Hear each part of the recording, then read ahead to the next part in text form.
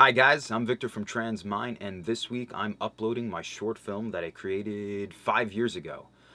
It's a hand-drawn animation, and I implemented it in my anxiety video last week, and I'm here to show you the full film. It's actually based off of a letter I wrote my father.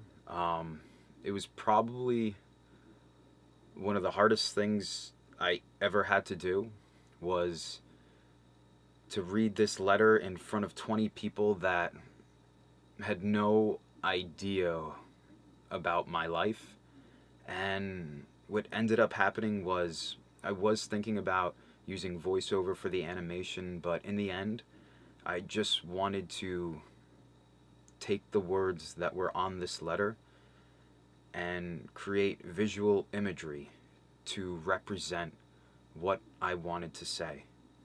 And I understand that some people get sad when they watch this video, but in all honesty, it it made me so happy that I did do it because I was able to take what was inside of my body, in my mind, and take it out and put it on paper and just let it out. I left it all out by creating a short film that explained so much.